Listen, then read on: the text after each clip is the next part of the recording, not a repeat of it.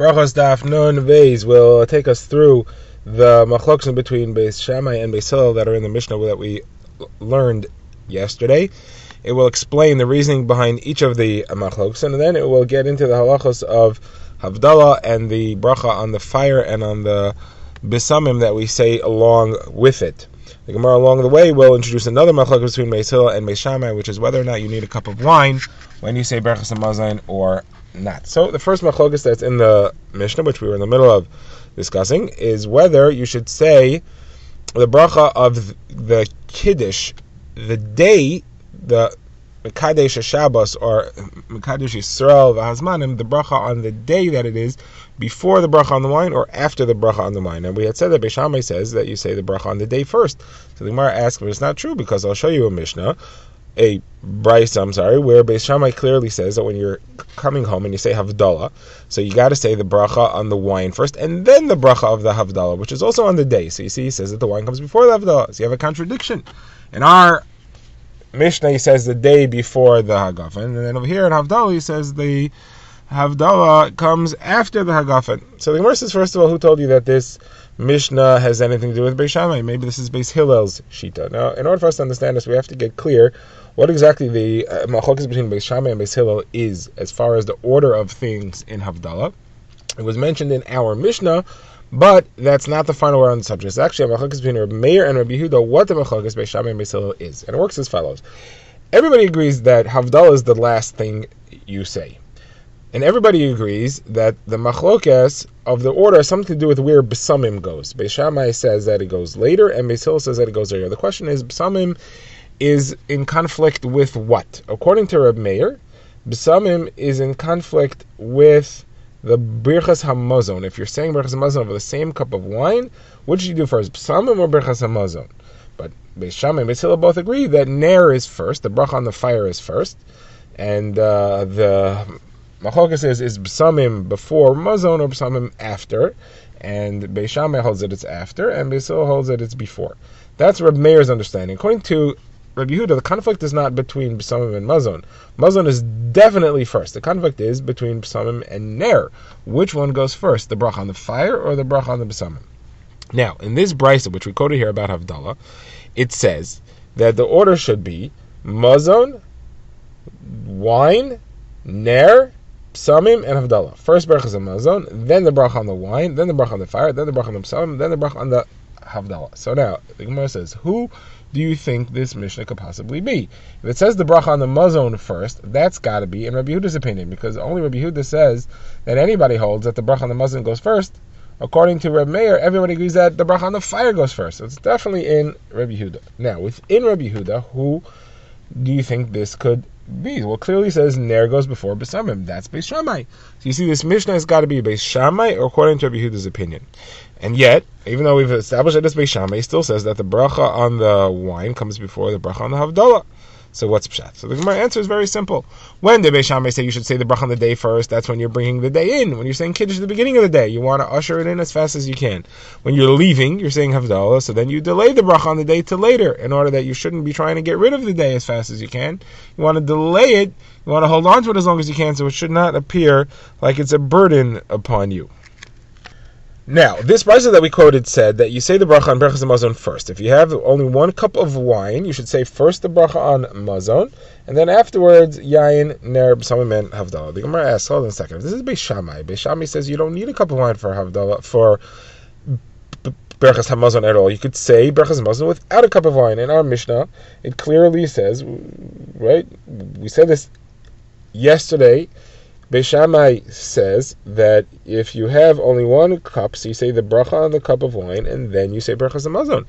You're saying the bracha on the cup of wine, that probably means you're drinking it. So you're saying the bracha, Bar Pri Hagafen, drinking the wine, and then doing Brachos Hamazon without a cup. So you see, it doesn't require a cup of wine for Brachos Hamazon. We know that Beis Hillel holds you do, but Beis Shammai holds you don't. So how come in this brisa which we quoted now, he says you should save the cup for Brachos Hamazon, and you should actually say Brachos Hamazon on it before anything else? So Gemara says, okay, so in our Mishnah, where it said that you say the bracha on the wine first, doesn't mean that you drink it. You say the bracha and you don't drink it. You save it for Brachos Hamazon. Gemara says you don't drink it. What do you mean? If you said a bracha Bar Pri Hagafen, you have to drink it. You can't stick in Brachos Hamazon in between. Gemara says, okay, fine. So you drink a sip. but you still leave the cup for Brachos Hamazon. The person says, you drink a sip, then you ruin the cup. There's a halacha that a cup that was drunk from can't be used for Brachos Hamazon. It's called pogum. It's defiled. So Gemara says, all right, so he doesn't sip from it. He takes a little bit out with his finger, and he drinks that. That way, he said the bracha, he drank a little wine, but the cup is still left for Brachos Hamazon. The Gemara says, but if you do that, the cup's not full. The halacha is the cup of Brachos Hamazon has to be full. So Gemara says, all right, so he had a little bit more than a cup of wine, and he drank a little bit. But it doesn't say a little bit more than a cup of wine. It says he had 1 cup of wine. So Gemara says, all right, he had 1 cup of wine. Didn't have 2 cups, but he still had more than a cup. He had a cup plus a drop, and he drinks the drop. Gemara says, you know what, we're going to settle this once and for all. We have a brisa where Rabbi Chia says clearly, Beis Shammai says, you say the bracha on the wine, you drink the wine, and then you say the Brachos Hamazon. So you see clearly that Beis Shammai holds that you drink the Brachos Hamazon, that you drink the cup before Brachos Hamazon. You don't have to have a cup of wine for Brachos Hamazon, and we're left with a problem because the brisa, which we just quoted, says that he should save the cup for Brachos Hamazon. So Gemara says, you're right, it's a machlokes tanaim what exactly Beis Shammai holds, and one holds that the 2 brises that we saw, one says that Beis Shammai holds you have to save the cup for Brachos Hamazon, and one says you don't have to save the cup for Brachos Hamazon at all. Now the Gemara moves on to the next machlokes in the Mishnah, which was a machlokes between Beis Shammai and Beis Hillel. When do you wash? The tradition was that they drank a cup of wine before the Suda. Do you wash before you drink the cup of wine, or do you wash after you drink the cup of wine? So in order to understand this sugya, we have to know a little bit about halachas of tumah and tahara. So here's a brief introduction. There are many levels of tumah that something can have. If it is the source of tumah itself, it itself produces tumah, then it's called an av hatumah. An av can affect anything. It can transfer tumah to anything, to people, to kalim, to objects, to food, to drink, to anything. Now, whatever gets tumah from the av is called first level tumah. It's called a rishon. It can be anything because it got it from an av, but it can only transfer it to food and drink. Only food and drink can become a sheni, which is the second level. People and kalim can't take tumah from a rishon. However, the sheni can transfer it to even less. It can only transfer it to food which has kedusha. The more kedusha it has, the more sensitive it is to tumah. So this sheni can make truma, which has some kedusha, can make that into a shlishi, and then that shlishi can only make higher level kedusha, and that can only make higher kedusha after that. The list of things that are susceptible becomes less and less as you get further away from the source. Now, summarize. What do we have? A rishon could be anything. A sheni can only be food or drink, and a shlishi can only be truma, something with kedusha. Regular food can't even be a shlishi. The Gemara says there's one exception to this, and that's liquids. There's a halacha midirabanan. This is a rabbinical source that liquids can get tumah from anything, even from a sheni. It can be metame the liquid. The liquid gets tumah from it, and then that sheni, not only does it become tameh, but it actually has the status of a rishon. Even though it's really a shlishi, but midrabanan, it has a boosted status of a rishon. So liquid has a super tumah power. It can take tumah from anything, and once it has that tumah, it can go transfer it further. Not only can it transfer it further, because it's a rishon, it even has powers to transfer like an av. It has the status of a rishon, but it can transfer it to anything. You can transfer it to people's hands, not to people's bodies, just people's hands. You can even transfer it to kalim. These are the special tumah superpowers of liquids. Now the Gemara explains the machlokes between Beis Shammai and Beis Hillel. Beis Shammai says you have to make sure that you wash your hands before you pick up the cup of wine to drink. Beis Hillel says you wash your hands only after you pick up the cup of wine. What's the machlokes about? The Gemara says the machlokes is as follows. Are you allowed to use a tamei cup during a meal? A cup which would be a sheni. It becomes a sheni because it became tamei by liquids that touched it. Can you use that tamei cup during the meal? Beis Shammai says you're not allowed to use a tamei cup during the meal. The reason is because if you do, then that tamei cup may get liquid splashed on from the meal. That liquid would then become tamei. Liquid has a super tumah power, it can get tumah from anywhere, and then that would transfer tumah to your hands. We don't want your hands to be tamei during the meal. See, therefore, you should not use a tamei cup during the meal. Therefore, any cup you have at the meal is not going to be tamei, but you got to be careful that you wash your hands before you pick up the cup, because if your hands pick up the cup, your hands may touch drops of liquid on the outside of the cup, and your hands will be matami those drops of liquid, because liquid again can take tumah from anywhere, and then it'll go make the cup tamei, and we want the cup to be tahar. Therefore, Beis Shammai say you have to make sure that you wash your hands before you touch the cup so that there's no tumah at the table and you won't transfer tumah to anything. Now, Beis Hillel disagree. Beis Hillel say you can have a tummy cup at the meal. It's not a problem. You don't have to be afraid that it's going to end up being matami anything else because it's not common that drops spray out of the cup onto the outside of the cup. You're not going to end up being matami anything. It's not an issue. You can have a tummy cup at the meal. Therefore, you got to be careful of one thing. You have to be careful to wash your hands after you pick up the cup, not before. Because what's going to happen? When you wash your hands will be wet. You may not dry it properly and your hands are wet. If your hands are wet, then when you pick up the cup might be a tummy cup. We said you're allowed to have a tummy cup at the meal. That tummy cup will then transfer tumah to the water on your hands. Again, it's water. It can be a super tumah transfer. It can therefore make the water on your hands tummy. Liquids in the meal we're not concerned about. We're concerned about liquids on your hand.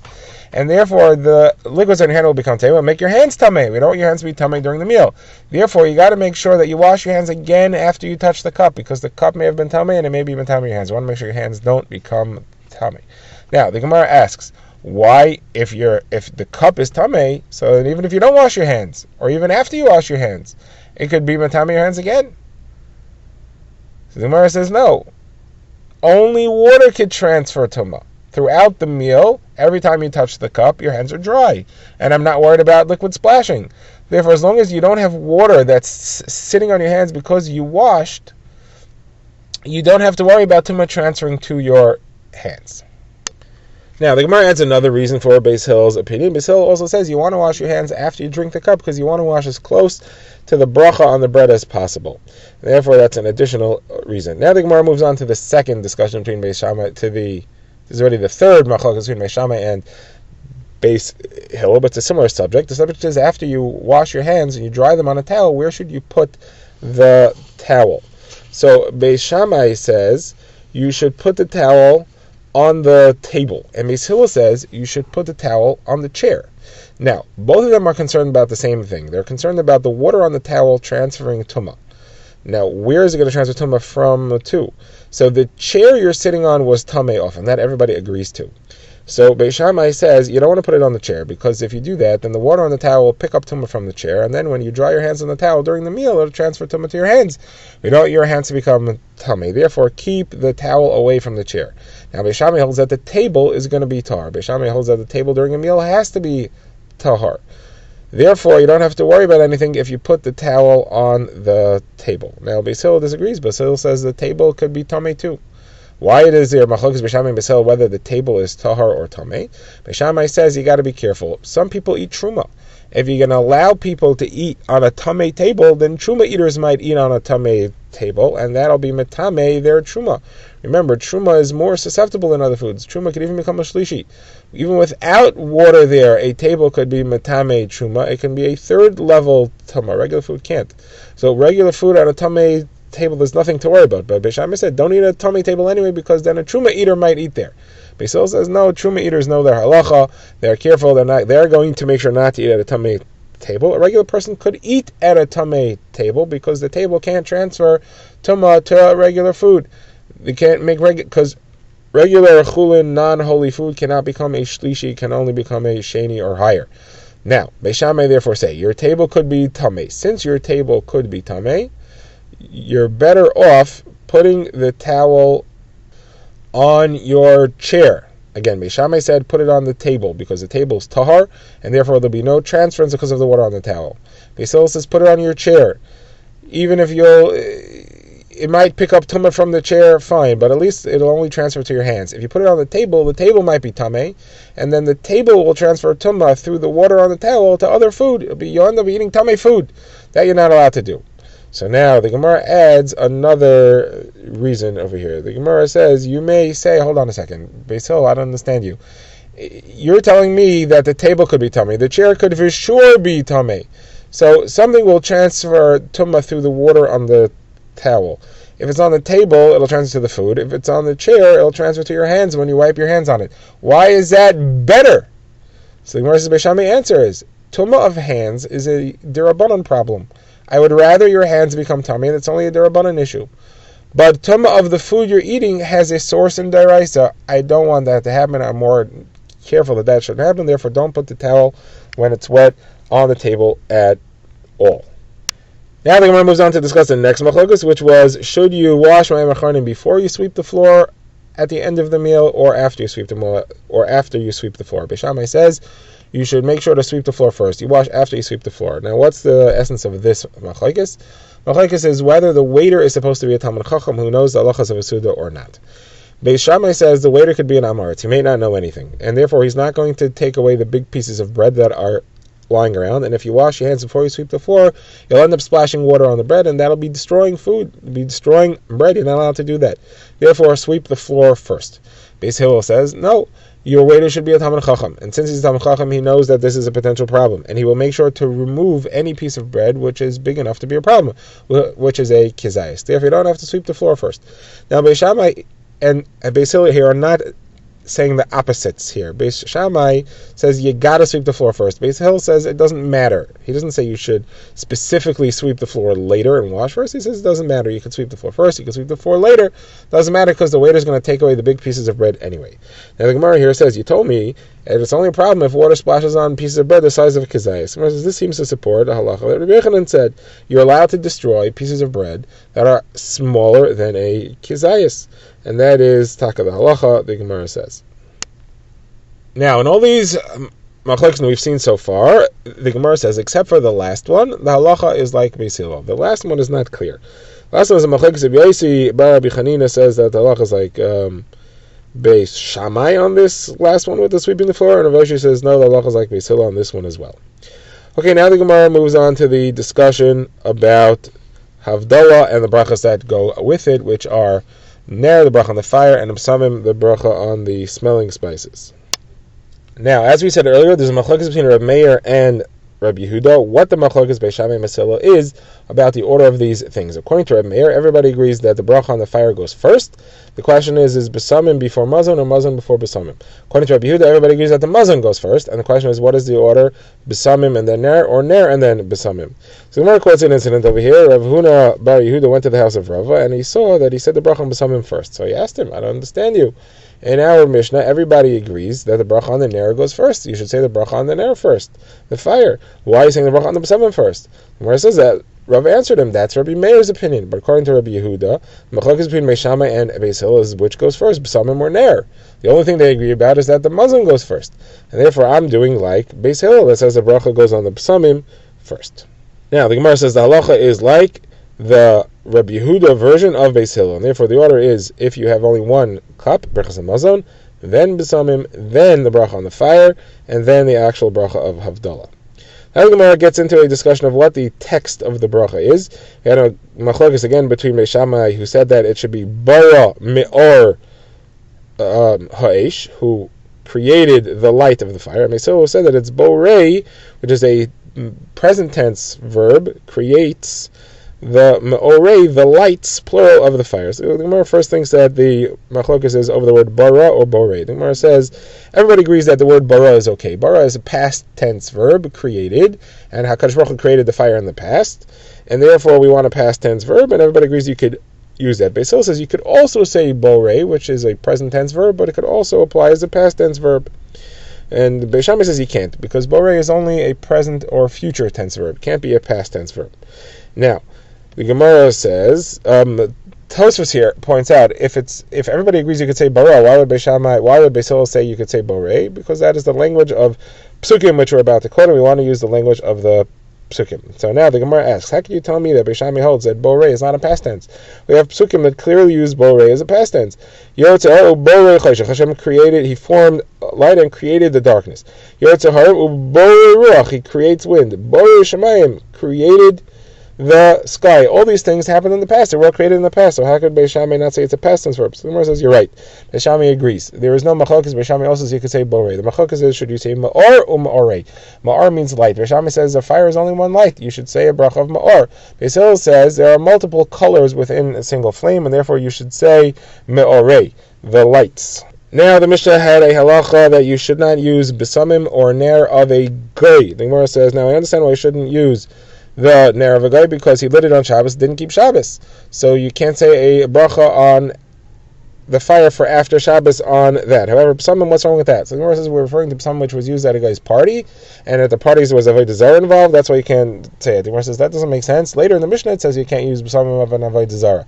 So why would it say the same halacha twice? So the Gemara says the Mishnah is explaining itself. You shouldn't use Psamim of a guy, which refers to Psamim used at a party, because you cannot use Psamim that were used for Avodah Zarah.